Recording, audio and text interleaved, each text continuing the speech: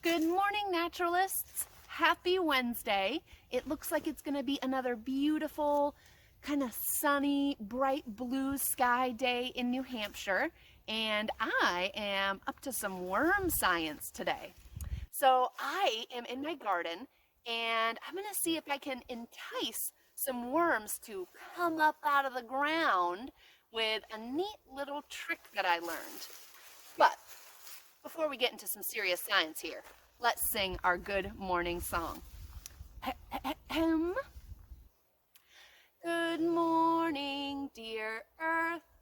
Good morning, dear sun. Good morning, dear resting stone, and the beasts on the run. Good morning, dear flowers, and the birds in the trees. Good morning to you, and good morning to me. Beautiful. Now, before we jump into our worm science, I was thinking of singing our Forest is a Wonderful Place song, but about the garden and worms. Now, the garden is usually full of plants and bugs, so we're going to use that as one line, and then we want to see a worm's face. Everybody ready? The garden is a wonderful place filled with plants and bugs. I want to see an earthworm's face. The garden is a wonderful place. Nice. Hopefully that song will encourage the earthworms to come up out of the ground. Now, before we jump into our experiment, let's make sure we all know a little bit about our friend, the worm. All right, everybody. So worms are pretty cool.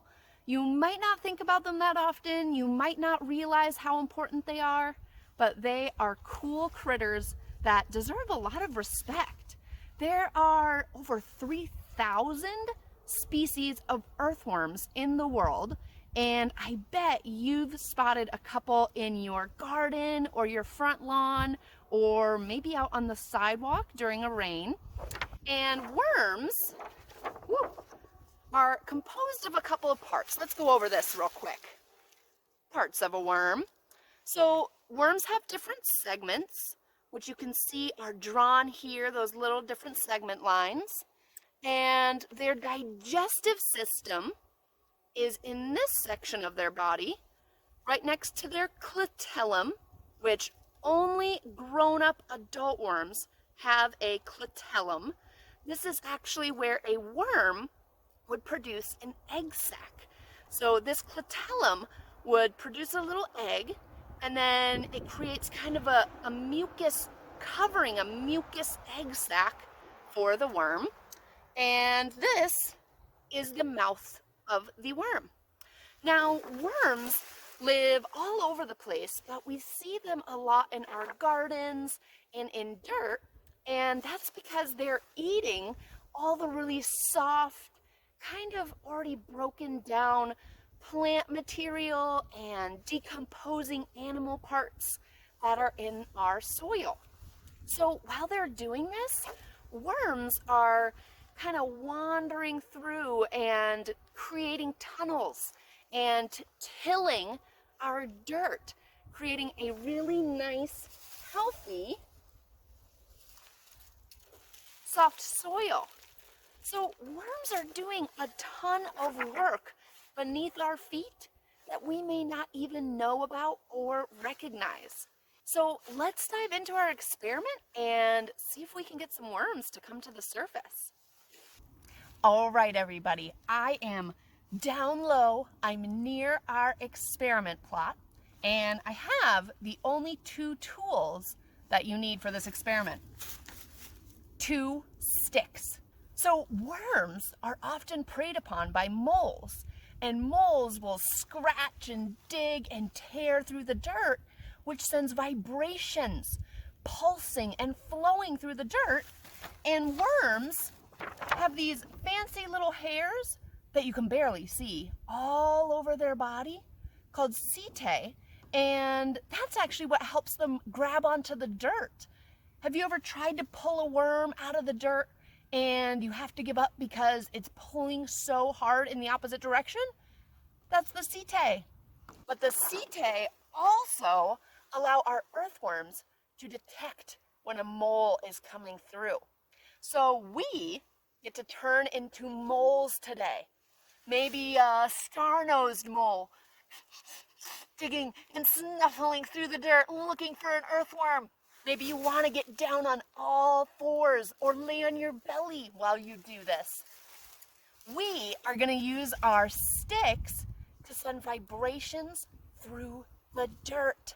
So you want to stick one stick in the ground, get it down in there pretty good. You remember, you want to send these vibrations, and then use your other stick to just kind of rub against this stick. Now, I'm no mole, so I'm just doing my best to imitate what I think it might sound like. But you want to try and kind of scratch a little bit and then stop, scratch a little bit and stop. Maybe you want to just try going really hard scratches for a while. And it should send vibrations down through the dirt that cause the earthworms to come up and try and escape from the mole. So give this a try. I'm going to keep going a little while longer, and I'm going to see if any worms come up.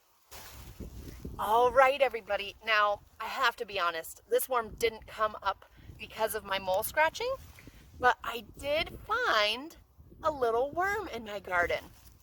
Now, this worm is a grown-up worm, and I know that because it has that clitellum spot right there where my fingers are. Let me get close so you can see.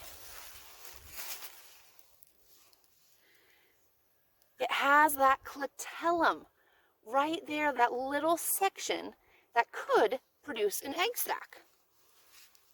Pretty cool, huh?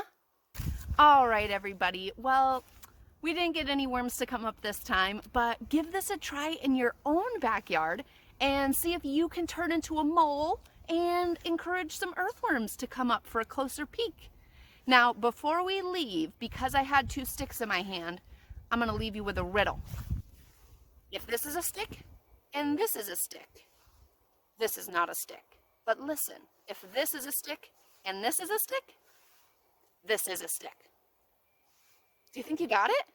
I give this to my kids all the time, and it always stumps them for a little while. Let me show you again. If this is a stick and this is a stick, this is not a stick. But listen, if this is a stick and this is a stick, this is a stick. Think on it for a little while, and if you figure it out, don't tell anybody. Just try it on someone else. All right, naturalists, I will catch you next time. Good luck worm hunting. Ooh, ooh, ooh, ooh, ooh, ooh, ooh, ooh. And stay curious. Bye-bye.